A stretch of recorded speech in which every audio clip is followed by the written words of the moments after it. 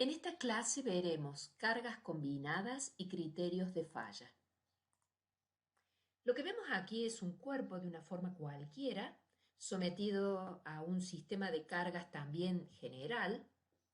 Y como ya hemos visto en clases anteriores, si cortamos el cuerpo con un plano y quitamos una de las partes en las que queda dividido, por ejemplo, quitamos la parte de la derecha, en este caso, para que la otra parte permanezca en equilibrio, se debe agregar un sistema fuerza par que sea resultante o equivalente a todas las fuerzas que quitamos del lado derecho. La orientación de la fuerza resultante y del vector momento puede ser cualquiera en el espacio. Para una mejor comprensión del caso, conviene utilizar las componentes de estos vectores según un sistema de coordenadas cartesianas tal que uno de los ejes sea perpendicular al plano de la sección y los otros estén contenidos en dicho plano. Tenemos entonces una fuerza normal, dos fuerzas de corte y tres momentos. Este sería el momento torsor y estos dos momentos flectores, como ya hemos visto anteriormente. En realidad, en esta sección existen una cierta distribución de tensiones normales y de tensiones de corte. La integral de dichas tensiones en toda el área de la sección da como resultado estas fuerzas y momentos internos que se ven en la figura, no necesariamente todas no nulas. Durante el desarrollo de nuestro curso, no hemos analizado formas generales o estados de carga generales, sino que nos hemos concentrado en el estudio de casos particulares. Esos casos que hemos visto son los siguientes.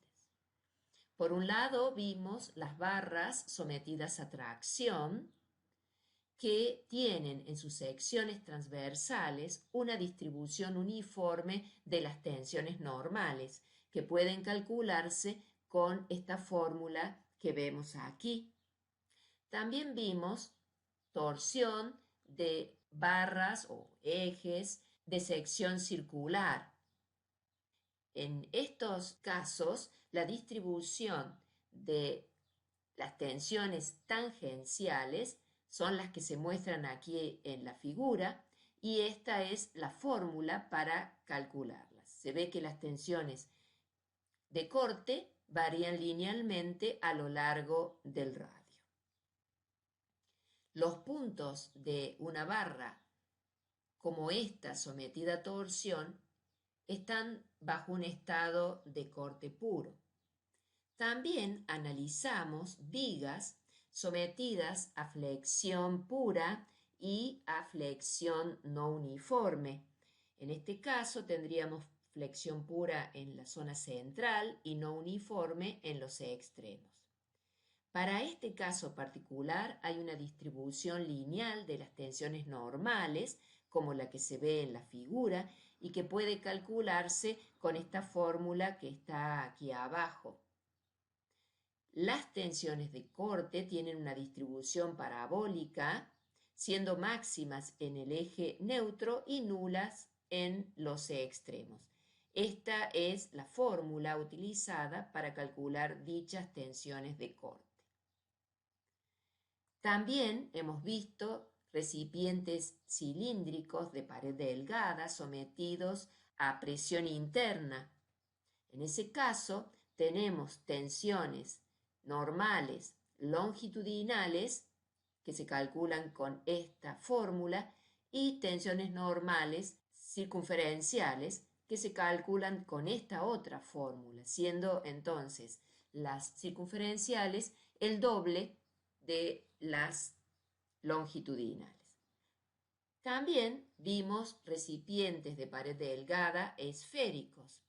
En ese caso, las tensiones normales que se producen en el espesor de la pared del recipiente responde a esta fórmula que está aquí abajo. Todos estos casos fueron analizados por separado, pero en la realidad ocurre en la mayoría de los casos que hay combinación de casos. Por ejemplo, veamos estos casos que se muestran en esta imagen. Aquí tenemos una viga que además de estar sometida a flexión, también estará sometida a compresión por la proyección horizontal de la tensión de este cable. Este recipiente cilíndrico, además de soportar la presión interna, tendrá, por ejemplo, un peso propio que le producirá flexión. En un caso como este eje estará sometido a torsión, pero también a flexión. Este par produce la torsión y esta fuerza aquí, hacia abajo, por ejemplo, producirá, cuando la traslademos al eje, un corte y una flexión. En esta clase no vamos a agregar nuevas fórmulas, sino que vamos a trabajar con estos casos en donde se combinan algunos de los estados que hemos visto anteriormente. Vamos a aplicar básicamente el principio de superposición de efectos, de manera que vamos a analizar cada tipo de carga con sus efectos por separado y luego sumaremos ya sean las tensiones o las deformaciones. Hay que recordar que para poder aplicar el principio de superposición de los efectos, tiene que haber una relación lineal entre las cargas y las tensiones y deformaciones. Para que eso ocurra es requisito que el material sea lineal, tenga un comportamiento lineal y que los desplazamientos sean pequeños. Además, hay que tener en cuenta que no haya interferencia de unas cargas con otras, de manera que una carga afecte la acción de otra. Veamos ahora los pasos que se pueden seguir para el análisis de una estructura bajo un estado de cargas combinados. Lo primero que se debe hacer es seleccionar el punto de la estructura o del cuerpo cargado en el que se desea conocer las tensiones. En general, se querrá conocer las tensiones de los puntos críticos, es decir, de los puntos más solicitados. No siempre es posible darse cuenta inicialmente de cuál va a ser el punto más comprometido.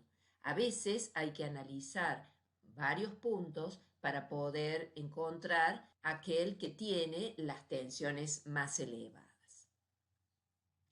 Luego de haber definido un punto que se va a analizar, se realiza una sección transversal del cuerpo que contenga a dicho punto y se calculan las fuerzas y los momentos resultantes en un punto. Posteriormente, se van a analizar con las fórmulas que ya conocemos cuáles son las tensiones que se producen en dicho punto, tensiones normales y tensiones de corte. Una vez que con cada una de las cargas por separado se calculan las tensiones en el punto, estas se deben sumar para encontrar tensiones resultantes. Solo se pueden sumar entonces tensiones que correspondan al mismo punto y a la misma cara del elemento de tensión y obviamente en la misma dirección. Es decir, se sumarán tensiones normales entre sí y tensiones de corte de la misma dirección entre sí.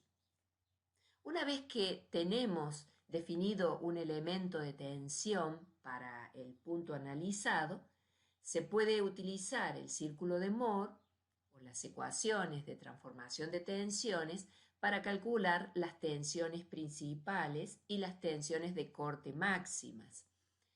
Esto se hace porque la mayoría de los criterios de falla utilizan, para definir si un material fallará o no, las tensiones principales. Ya lo vamos a ver más adelante en esta misma clase. Comencemos por analizar el siguiente ejemplo. Tenemos aquí un elemento recto de sección circular, envoladizo, que está sometido en uno de sus extremos a una carga perpendicular al eje P y a un momento torsor. Si vemos este estado de cargas, nos daremos cuenta de que la sección más comprometida es la sección del empotramiento.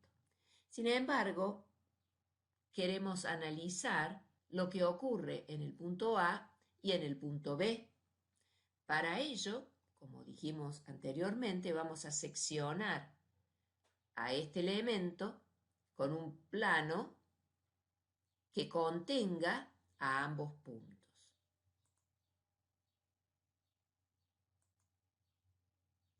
Hemos quitado la parte de la derecha y hemos aplicado en la sección el momento flector que se produce por la carga P, por la distancia B, P por B, el momento torsor, que es el mismo del extremo, y la carga de corte V, que es igual a P. Tanto la carga de corte como el momento torsor se mantendrán constantes a lo largo de todo este elemento, pero el momento flector irá variando, siendo máximo en el empotramiento. Teniendo el momento flector, el momento torsor y esta carga V, podemos analizar la distribución de tensiones en esta sección producida por cada una de estas acciones. Por ejemplo, el momento flector me va a producir una tensión normal que en el punto A vendrá dada por esta fórmula, siendo R el radio de la barra. El momento torsor producirá en todo el perímetro de esta sección circular una tensión tangencial tau 1 igual al momento torsor por el radio sobre el momento polar de inercia. Y esta carga de corte V, con la fórmula de Jurafsky, va a ser igual en su máximo valor a 4/3 de V sobre A.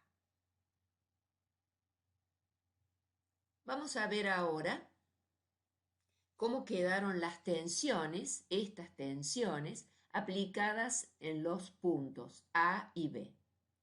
En el punto A tenemos la tensión normal producida por el momento flector, pero no tenemos corte porque en ese punto no puede haber corte debido a Cauchy. Tenemos sí la tensión de corte o tangencial producida por el momento torsor. En B no tenemos tensión normal porque con respecto a este momento flector, el punto B está en el eje neutro y en el eje neutro las tensiones normales producidas por la flexión son nulas. Pero sí tengo la tensión de corte debida al momento torsor y la tensión de corte producida por esta carga V, justamente en el eje neutro. Veamos ahora cómo sumamos estas acciones. En realidad, aquí en el punto A lo que vamos a tener es un pequeño elemento de volumen con esta orientación que se muestra en esta figura. De manera que tendré este tau 1 aquí, por Cauchy aparecerán también en las otras tres caras, y esta tensión normal sigma A en estas caras. Este es un estado plano de tensiones, de manera que lo podemos ver también de esta manera. Esto es como si lo estuviera viendo desde arriba. En el punto B, ese elemento de volumen será algo como esto. Allí voy a tener en esta cara, la que corresponde a esta sección, la suma de las dos tensiones de corte, como se muestra aquí, y por Cauchy tendré las otras tensiones de corte en el resto de las caras. Si veo esto en el plano, es decir, desde aquí, tendré esta representación. Fíjense que podemos decir que esta X es paralela o tiene la misma orientación que esta otra, pero Y obviamente no. En este punto A, Y va en esta dirección. En B, la dirección es vertical. Una vez que tengo este estado tensional plano en el punto A y en el punto B, que son los puntos que yo quería analizar, puedo, con el círculo de Moore, calcular las tensiones principales y las tensiones de corte máximas. Con esos valores podré verificar si se va a producir la falla de esta estructura en esos puntos A o B. Veamos un segundo ejemplo. Aquí tenemos un eje de sección circular con una palanca de una distancia de 600 milímetros y a una distancia de este punto de 750 milímetros se ha realizado un corte de este cuerpo que obviamente sigue hacia la derecha, pero que no estamos viendo esa otra parte. Se ha realizado, repito, un corte y se han identificado aquí 4 puntos. 2 sobre el eje Y y 2 sobre el eje Z, siendo el eje de las X un eje normal al plano de la sección. Como dijimos, una vez que hemos cortado el cuerpo con un plano que contiene al punto o a los puntos, como en este caso que se desea analizar, hay que calcular las resultantes fuerzas y momentos internos que actúan en esa sección. Pueden ser, como dijimos antes, 3 momentos, 2 flectores y 1 torsor, y 3 fuerzas, una normal y 2 de corte. Para realizar eso tenemos que plantear equilibrio, y entonces aquí tenemos 3 sumatorias de fuerzas y 3 sumatorias de momentos. Para el cálculo de la sumatoria de las fuerzas según X, vemos que esta fuerza menos 150 debe ser igual a 0. De esa manera obtenemos el valor de la fuerza F. Por otro lado, en la dirección Y, tenemos que BI menos 5, que está aquí arriba, debe ser igual a 0.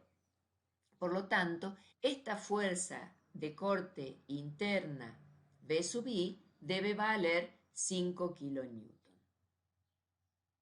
En la dirección Z no hay ninguna fuerza externa, de manera que esta fuerza es nula.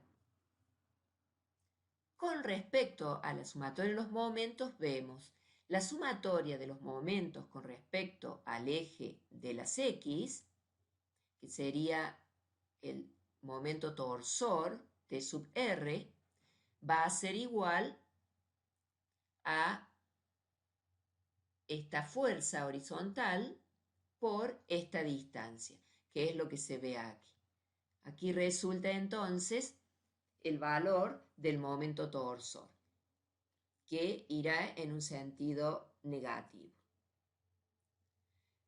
El momento con respecto al eje Y será nulo, no hay ninguna fuerza que ejerza un momento. Esta fuerza corta al eje de la Y y esta es paralela a dicho eje.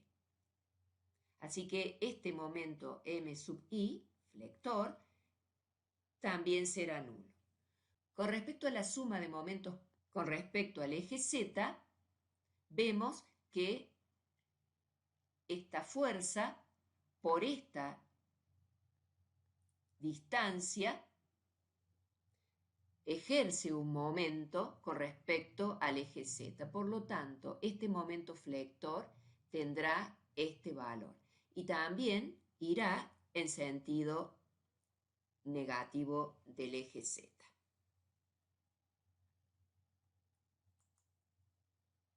Lo que se ha hecho aquí es calcular las características de la sección transversal que nos van a hacer falta para el cálculo de las tensiones. El diámetro de esta sección es 100 milímetros, por lo tanto, con ese valor puedo calcular todas estas características: el área, el momento estático, el momento de inercia con respecto al eje neutro y el momento polar de inercia. No vamos a detallar esto, ya fue visto en clases anteriores.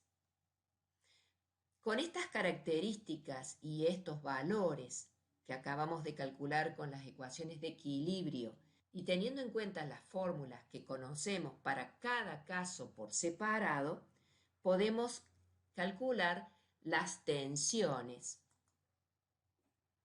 que es lo que hacemos aquí. Debido a esta carga normal, tenemos unas tensiones normales iguales a la fuerza sobre el área. El momento flector, mz, también produce tensiones normales de tracción de un lado del eje neutro y de compresión en el otro lado.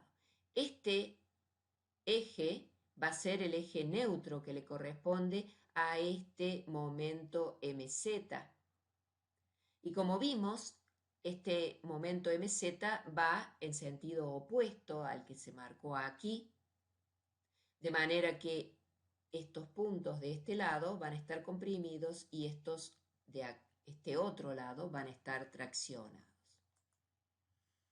Lo que calculamos aquí es la tensión de corte debida al momento torsor. Aplicando la fórmula de la torsión,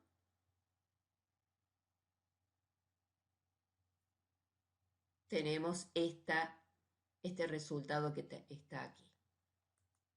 Y por último tenemos las tensiones de corte debidas a la carga V sub I.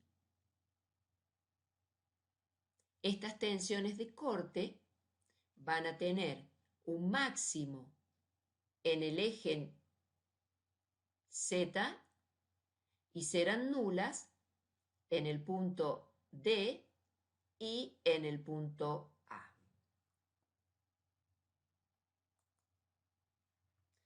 Aquí tenemos un dibujo que nos muestra con más claridad cómo son las tensiones que hay en cada uno de estos 4 puntos. Aquí se ha dibujado el vector que representa el momento flector y el que representa al momento torsor con el signo negativo que nos había resultado del planteo de equilibrio. Entonces veamos, analicemos por ejemplo el punto A. Por la regla de la mano derecha, este momento flector va a producir una tracción en el punto A y una compresión en el punto D. Recuerden, el eje neutro de este momento flector es el mismo eje Z. De manera que voy a tener acá una tensión normal debida a este momento flector. Voy a tener además, en este punto A, otra tensión normal debida a la fuerza F. Esta tensión normal es uniforme en toda la sección. Recuerden, es F sobre el área. Además, voy a tener una tensión de corte debida a este momento torsor. Este momento torsor, si seguimos la regla de la mano derecha, me va a producir tensiones de corte en la periferia que van a ser hacia arriba aquí, hacia la derecha en B y hacia abajo en A, que es esta tensión de corte que se ve aquí. Las otras flechas en las otras caras surgen por el teorema de Cauchy.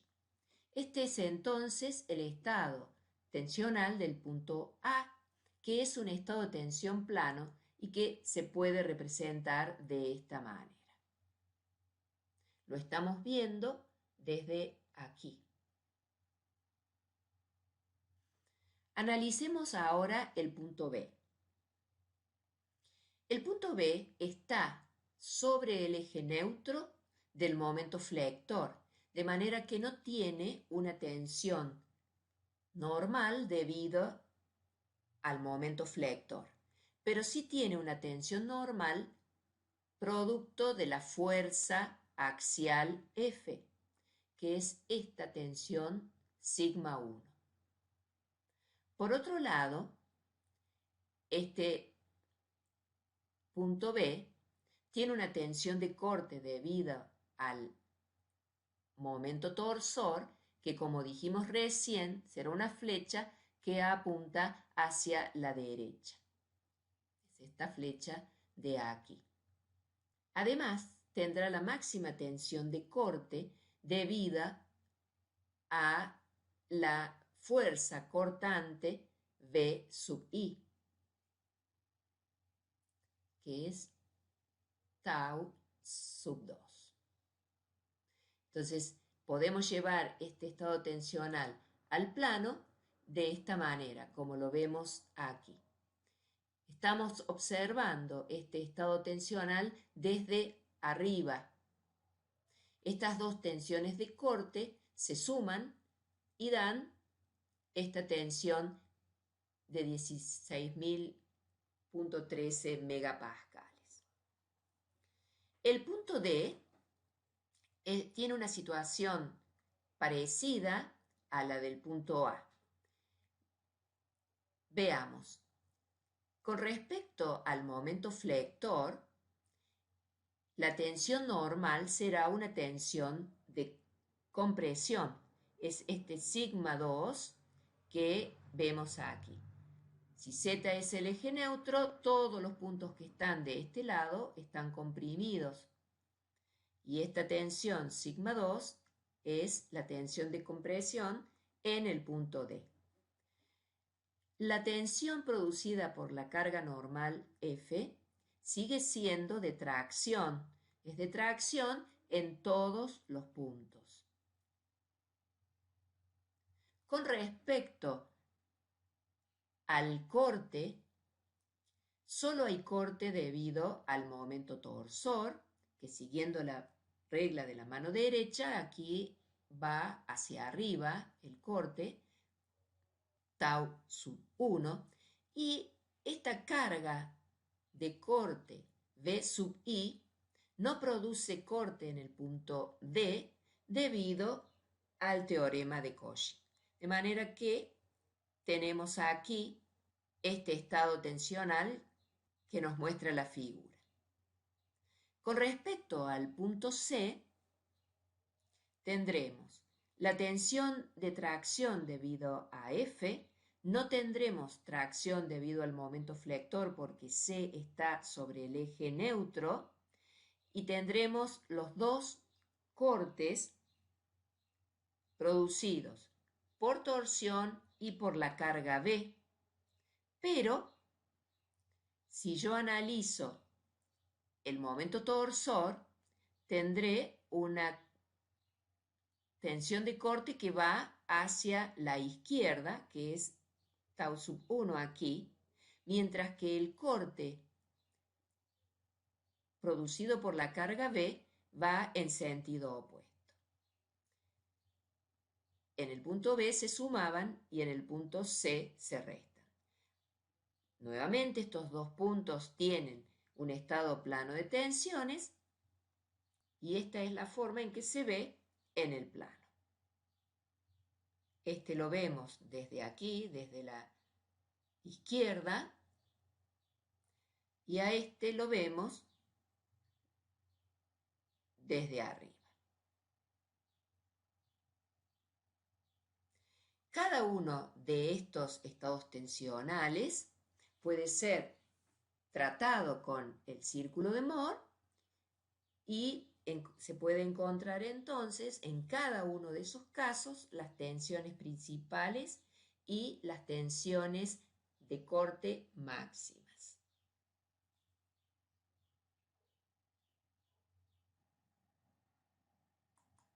Aquí tenemos un tercer ejemplo. Es un codo que está empotrado en el punto C y en el punto D soporta una carga vertical de 800 libras.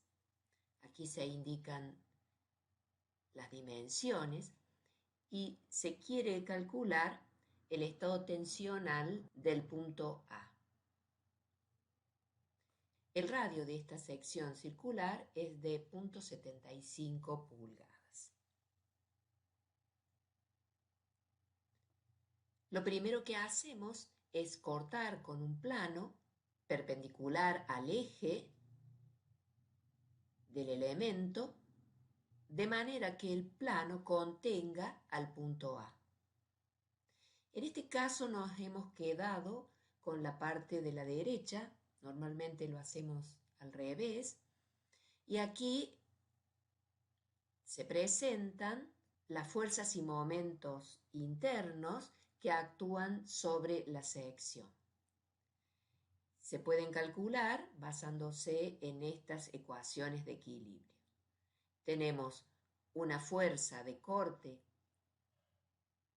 de 800 que se equilibra con esta en la sumatoria de las fuerzas verticales, un momento torsor que es igual a 800 por este brazo de palanca y un momento flector que corresponde a la fuerza de 800 por esta distancia de 10 pulgadas. Todo eso está expresado en estas ecuaciones de equilibrio de aquí abajo. Por otro lado, calculamos aquí el momento estático de media sección, es decir, de un semicírculo. Con esta información vamos a considerar, para una mejor visualización, las fuerzas y momentos internos que actúan en esta cara de la sección. Por supuesto, tienen sentidos opuestos a las que vemos aquí por el principio de acción y reacción. Lo presentamos en esta vista para que sea más sencilla la interpretación. Aplicando las fórmulas que ya conocemos, vamos a calcular la distribución de las tensiones en la sección transversal considerada. Por un lado, y teniendo en cuenta el corte de 800 libras, vamos a calcular la distribución de las tensiones tangenciales debidas a esa fuerza, tau y z. En toda la sección, la distribución es tal que las tensiones son máximas en este diámetro que contiene al punto A y nulas en estos puntos extremos. Como estamos queriendo calcular las tensiones en el punto A, este momento estático será el momento del semicírculo y el valor de esta cuenta es 604 libras por pulgadas cuadradas. En punto A, esta es la flecha que representaría en esta cara la tensión tangencial. Las otras se completan en base al teorema de Cauchy. Si analizamos el momento flector, vemos que este diámetro que contiene al punto A es el eje neutro de esa solicitación. Por lo tanto, el punto A no estará sometido a ninguna tensión debida al momento flector. Podemos decir que la tensión normal en el punto A es nula. Aquí tenemos el efecto del momento torsor, que si vemos la regla de la mano derecha, vemos que en punto A la flecha iría hacia abajo. Podemos calcular ese valor con esta fórmula. Aquí ponemos el valor del radio. De manera que luego vamos a sumar los efectos y vamos a obtener este elemento de tensión que se muestra aquí. Es un estado plano de tensiones y si lo viéramos desde el lado izquierdo, veríamos un estado de corte puro. Se pueden calcular las tensiones principales, que en ese caso estarán a 45 grados, es decir, girando este elemento 45 grados.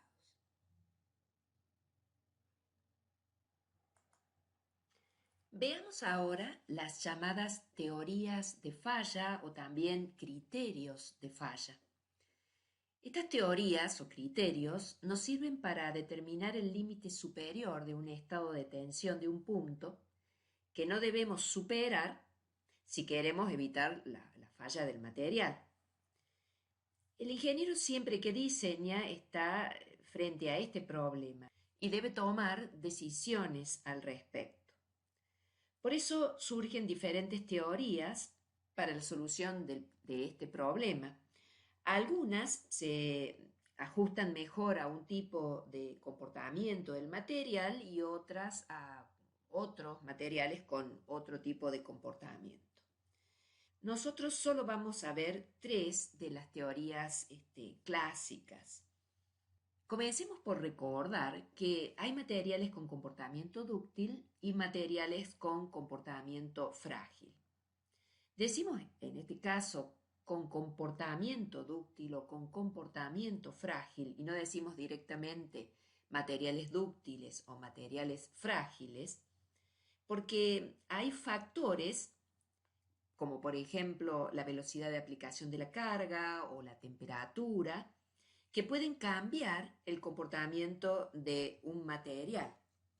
Es así que un material dúctil puede llegar a tener una falla del tipo frágil y un material frágil podría llegar a tener una falla de tipo dúctil. Las fallas de tipo dúctil se identifican con el comienzo de la fluencia del material. Es decir, está involucrada aquí la tensión de fluencia. En cambio, las fallas del tipo frágil se manifiestan por la fractura del material y allí se va a tener en cuenta la tensión última del material. Vamos a ver que en todas las teorías de falla que veamos, siempre van a estar involucradas las tensiones principales. Es por eso que es importante saber obtenerlas, saber calcularlas.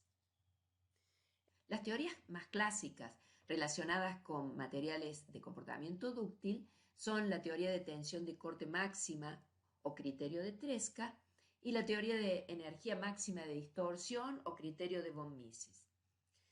Y para los materiales con comportamiento frágil, la teoría del esfuerzo normal máximo o criterio de Rankine y el criterio de falla de Moore.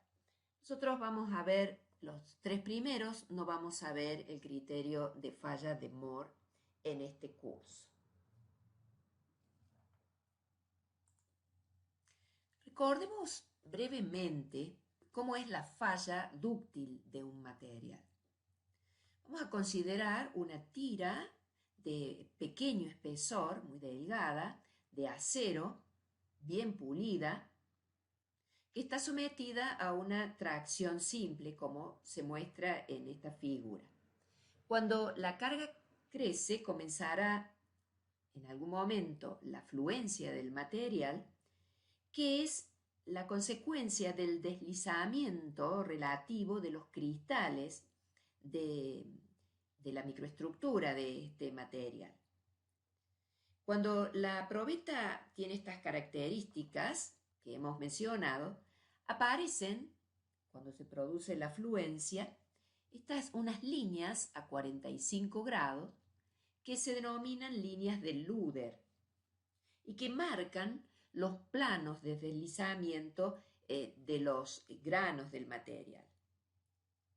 Esto es lo que demuestra que se producen esta fluencia y este deslizamiento como causa de la acción de las tensiones de corte. Nosotros tenemos aquí dibujado un círculo de Moore que representa el estado de tensional de cualquiera de los puntos de esta probeta y vemos que la tensión de corte máxima se produce a 45 grados con respecto a la dirección de la tensión principal, tensión de fluencia, que es esta que vemos aquí. Aquí se ha representado la tensión de fluencia con el subíndice Y por la palabra en inglés. Es decir, esta tensión de corte máxima, cuando comienza la fluencia, tendrá el valor de la tensión normal de fluencia sobre 2. El caso de la probeta que acabamos de ver es un caso de tensión uniaxial, un caso como este que vemos aquí. Si tengo una estructura cargada o cualquier cuerpo que está cargado de manera que sus puntos tienen un estado uniaxial de tensiones, la consideración del momento en que falla el material es muy sencilla, simplemente cuando se alcanza la tensión de corte máxima que se produce en el ensayo a tracción de ese mismo material. Pero ¿qué pasaría si, por ejemplo, tenemos el material sometido a un estado biaxial de tensiones, como este que vemos aquí? ¿Cómo podríamos determinar cuál es la situación en la que va a fallar ese material si realmente no está en un estado tensional igual al del ensayo? Aquí es cuando surgen entonces diferentes teorías que se pueden adoptar como un criterio en el diseño de alguna estructura o de algún cuerpo cargado. Vamos a comenzar con la teoría de la tensión de corte máxima o de Tresca. Esta teoría dice que para un sistema de cargas cualquiera, la fluencia del material se inicia cuando la tensión cortante máxima absoluta, o sea, la más grande de todas, alcanza el valor de la tensión cortante que causa la fluencia del mismo material cuando está sometido a un ensayo de tracción simple. Bien, si nosotros tenemos el material sometido a un estado uniaxial de tensiones, sabemos que a 45 grados se va a dar la tensión de corte máxima, como lo muestran estas figuras, de manera que si la tensión principal que se produce en el material es sigma 1, sabemos que la de corte es la mitad, de manera que esta será la tensión máxima de ese caso. Si la comparamos con la tensión de corte máxima de un ensayo de tracción, veremos que simplemente debemos comparar la tensión principal, sigma 1, con la tensión de fluencia.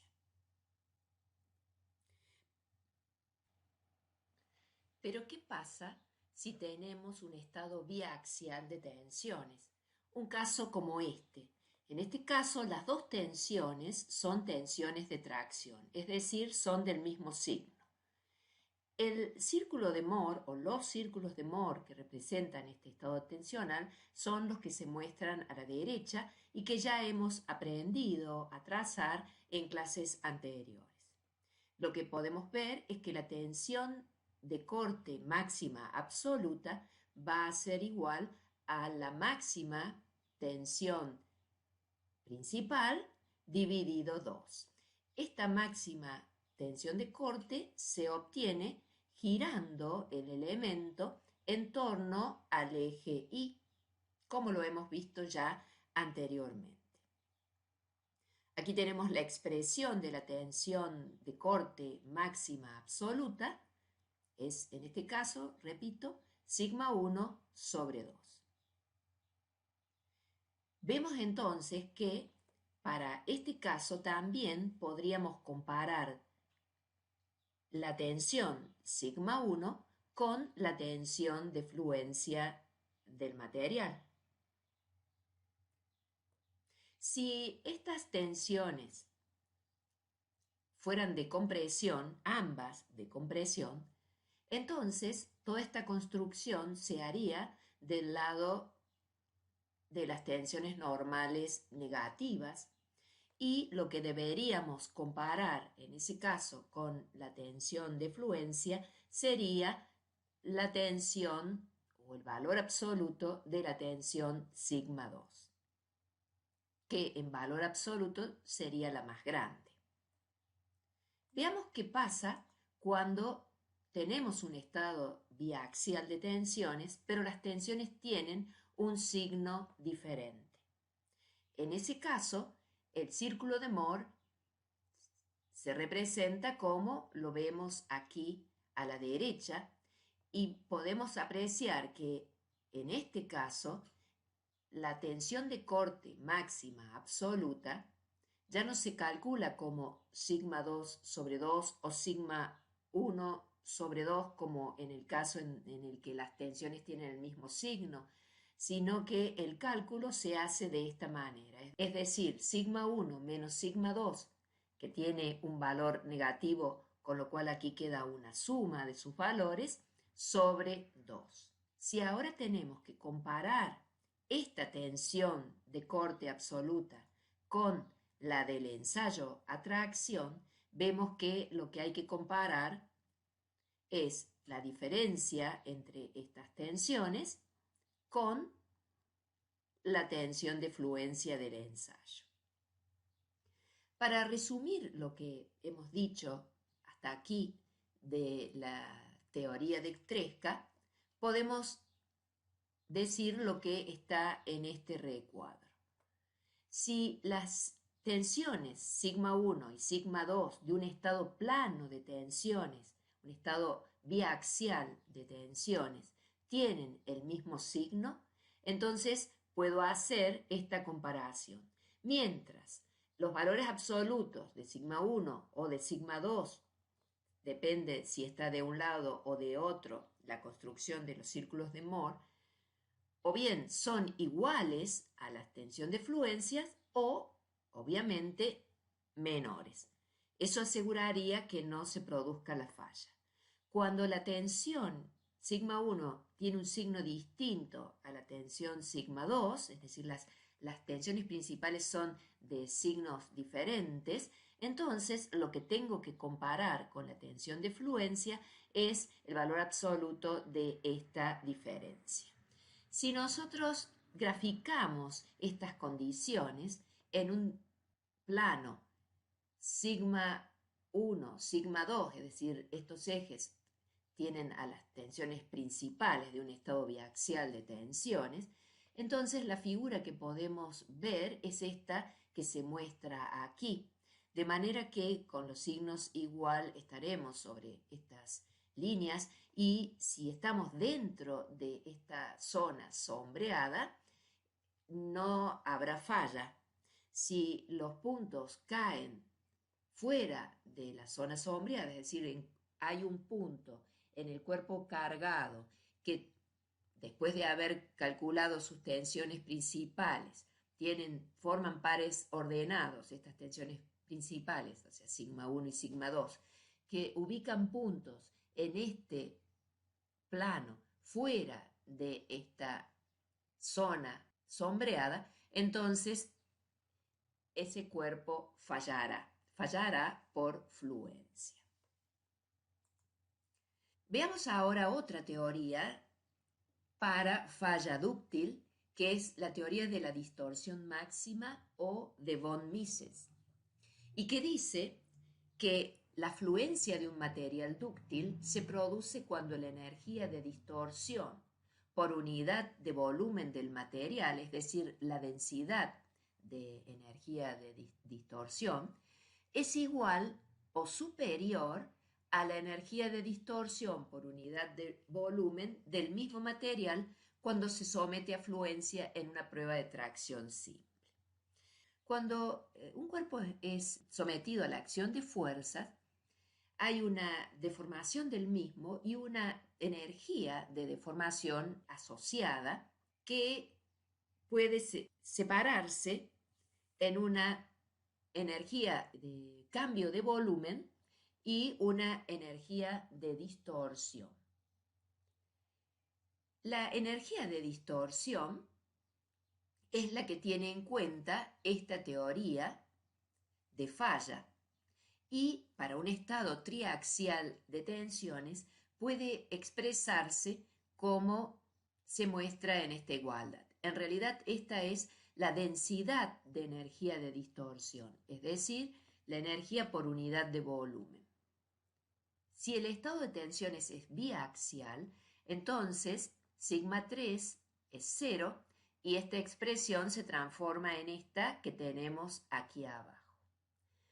Para el caso de un ensayo de tracción en el que el estado tensional es uniaxial, también sería 0 sigma 2 y esta sería la densidad de energía de distorsión cuando se alcanza la tensión de fluencia. Si igualamos estas dos densidades de energía de distorsión o en energía de distorsión por unidad de volumen, como lo dice este enunciado, vamos a obtener esta igualdad. Si graficamos esta expresión, veremos que obtenemos una elipse en el campo sigma 1, sigma 2. Nuevamente, si estamos dentro de la elipse o en el borde, no se producirá la falla del material. Si la tensión sigma 1 y sigma 2 del estado tensional de algún punto del cuerpo tienen valores que me producen que el punto caiga fuera de esta elipse, entonces el cuerpo o la estructura fallará por fluencia. Podemos superponer las dos teorías, es decir, la teoría de von Mises y la teoría de Tresca, y vemos que en algunos lugares la teoría de Tresca es un poco más conservadora que la teoría de von Mises. Sin embargo, se ha visto que en casos de corte puro, que serían estos puntos que están aquí, Cuando las tensiones sigma 1 y sigma 2 son iguales y de distinto signo, el círculo de Moore está centrado en el origen del sistema sigma tau. Entonces, ese es un estado de corte puro. Ensayos de ese tipo han demostrado que la teoría de von Mises, si bien es menos conservadora, se aproxima mejor o determina mejor la condición de falla del material. ¿Qué pasa con los materiales frágiles? Cuando un material falla con una falla del tipo frágil, entonces se produce la rotura o la fractura de la pieza sin una deformación visible o notoria y en la dirección de la tensión normal, como lo muestra esta figura. Si tenemos un material de comportamiento frágil y lo sometemos, como se muestra aquí, a una torsión pura, sabemos que cada elemento en esta orientación tiene un estado de corte puro y si giramos ese elemento a 45 grados, aparecerán las tensiones normales principales. Por eso, cuando este material es frágil y se lo somete a un momento torsor suficiente como para producir la rotura del elemento, que es, por ejemplo, el caso clásico de la tiza sometida a torsión, se producirá una rotura como la que se muestra en esta figura, de manera que se va a romper de una manera helicoidal siguiendo la dirección de las tensiones máximas de tracción.